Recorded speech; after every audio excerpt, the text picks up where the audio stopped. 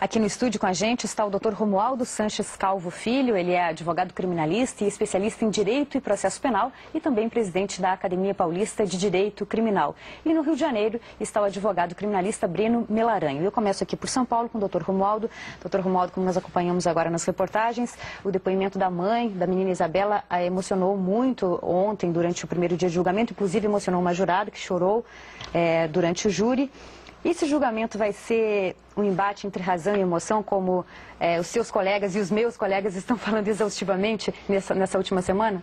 Sem dúvida nenhuma, não. É um júri onde vai aí haver muitas confrontações do lado estritamente lógico, tendo em vista as perícias, os argumentos mais caros, mais importantes, tanto por parte da acusação como da defesa e também, quando não poderia deixar de ser, num julgamento popular, ter aí a parte emocional que poderá fazer no final a grande diferença.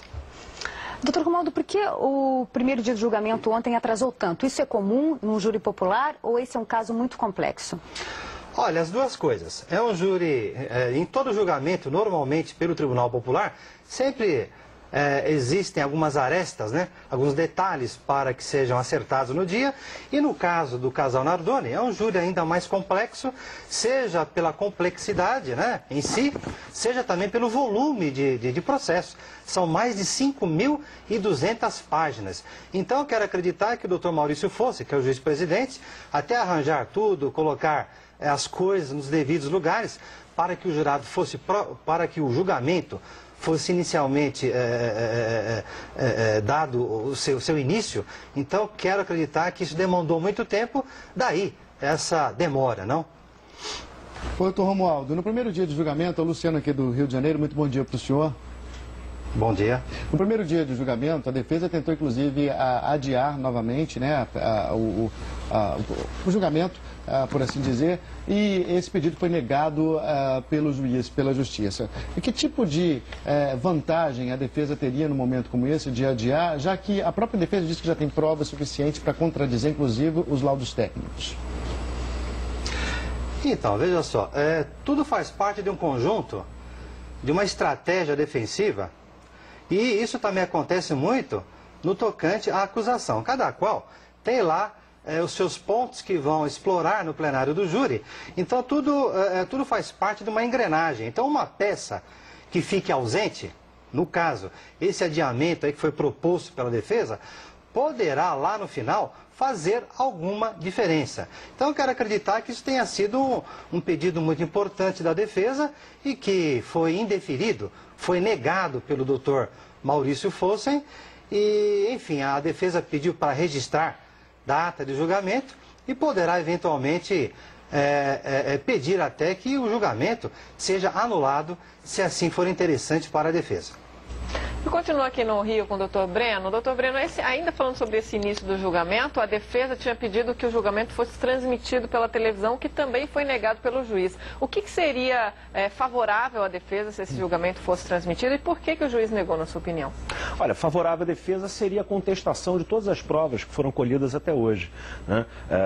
O processo, ele até agora ele foi movido por provas principalmente periciais, né? Nenhuma incontestável, mas provas que demonstram vários elementos contra os réus. A defesa ela quer mostrar para a opinião pública que essas provas são controversas e quer expor à opinião pública essas contrariedades que existem dentro dessas provas, né? E foi negado? Foi permitida a presença de jornalistas, mas foi negado a transmissão, né? Enfim, penso que o juiz quer evitar que isso se torne um espetáculo muito grande, né? Maior do que já maior do que já é e, enfim, é um julgamento que vai definir a vida de duas pessoas, né? Doutor Romualdo, o senhor acabou de falar que a sentença de um júri popular pode ser anulada. Se isso ocorre, o que acontece depois? Qual é o próximo passo? Bom, o próximo passo é o processo retornar do tribunal, que isso só poderá ser anulado pelo Tribunal de Justiça no eventual recurso da defesa. Então, se o tribunal acolher esse pedido de nulidade por parte da defesa, o processo volta para o segundo tribunal do júri, onde está agora, e o doutor Maurício Fossi vai marcar, vai designar uma nova data para que o casal Nardoni seja de novo submetido a julgamento por outro conselho de sentença. Não poderá ser o mesmo. E eles terão, assim, uma nova oportunidade. O senhor acha que esse julgamento se define essa semana ou deve ser estendido para a semana que vem? Olha, a previsão aí é de 4 a 6 dias de julgamento. Então, não fica difícil não, Ana, que esse julgamento ele mergulhe aí no final de semana até. Ele pode até mergulhar no sábado ou até no domingo. Né? Eu não duvido não, em razão da complexidade do caso. Ok, pegando a deixa aqui, falando aqui também com o doutor Breno, dessa talvez possível demora, né? Mas tem também essa questão do Código de Processo Penal que tentou agilizar aí, né? E falando também sobre o recurso com relação à nulidade da sentença, isso é muito difícil, né? Tem que comprovar, por exemplo, que a decisão do júri popular vai contra todos os indícios mostrados até o momento. Basicamente há duas espécies de apelação, né? O Tribunal de Justiça, a segunda instância, manda novo júri se os desembargadores acharem que a decisão dos jurados é manifestamente contrária à prova dos autos, né? E vai-se ao segundo júri e definitivo, né? Outra espécie como o Dr. Romualdo disse, de São Paulo, se houver alguma nulidade, né? Ou se, por exemplo, na interpretação do juiz-presidente em relação à decisão dos jurados, o juiz cometer algum equívoco, né, o próprio tribunal corrige.